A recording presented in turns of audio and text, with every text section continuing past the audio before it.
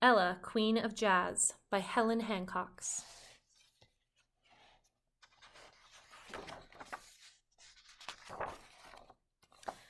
This is Ella, and these are her fellas. Ella Fitzgerald loved to sing, and she sang good. Before long, Ella was taking her music up and down the country. It was a crazy time, and Ella was on her way up. But Ella and her band weren't welcome everywhere. Ella was black, and some folks didn't want her singing at their club, including the biggest joint in town. I'm sorry, Ella, but the answer was no. When Ella heard this news, it hit her hard. That's it, fellas, she said. Maybe we're not destined for the big time. But the magic of Ella's music had reached out to people all over and helped her make friends she didn't even know she had, including one very special lady.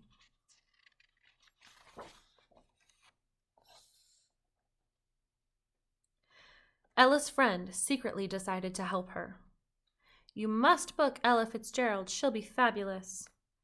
If she plays, I will sit at the front every night for all the people and paparazzi in town to see. She could be pretty persuasive. Not long after, Ella had a call.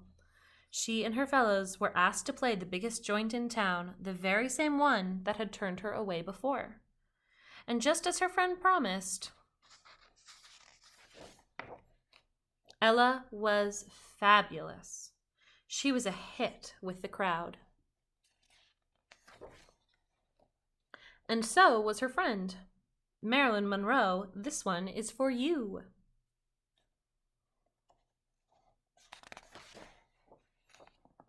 With every night, the show got stronger and stronger, and so did their friendship, with all of Hollywood flocking to see them.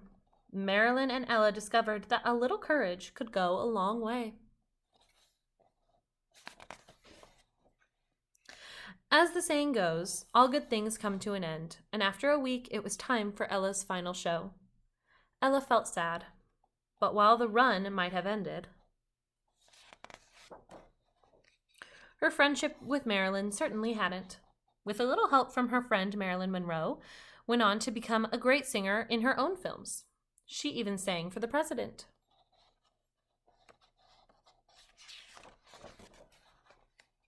And Ella became known as the First Lady of Song and Queen of Jazz, winning many awards along the way. Just goes to show what friends can do for one another. The end. At the end of this book is a biography of Ella and one of Marilyn. This first biography is of Ella.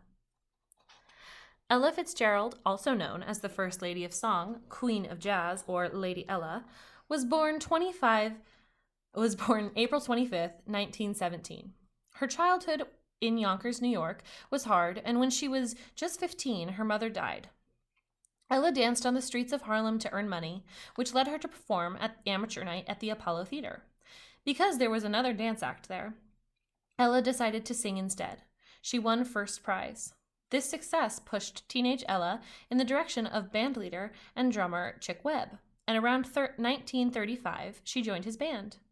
When he died in 1939, Ella became band leader, and the band was renamed Ella and Her Famous Orchestra. They recorded nearly 150 songs together before Ella left in 1942 to focus on her solo career. Around this time, the sound of jazz started to change, and Ella's sound changed too.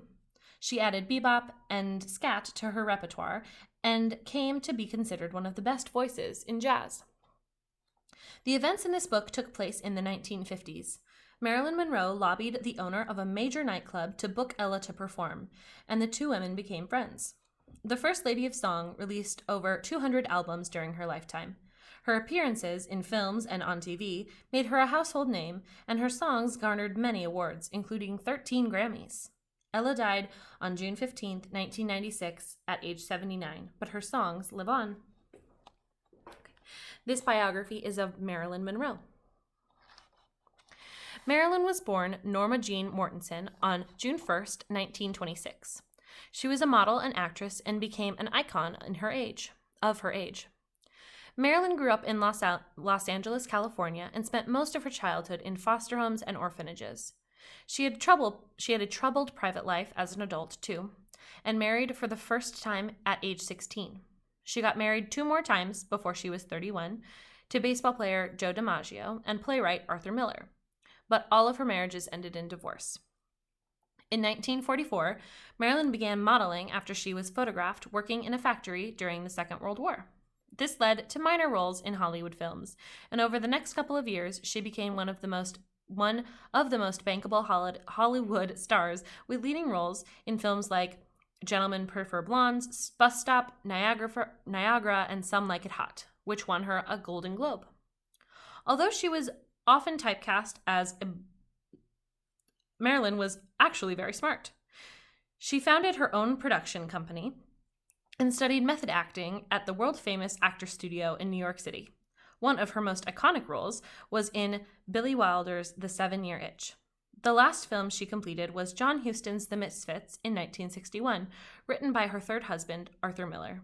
Marilyn died on August 5th, 1962, at the age of 36, yet she remains one of Hollywood's most recognizable stars and icons.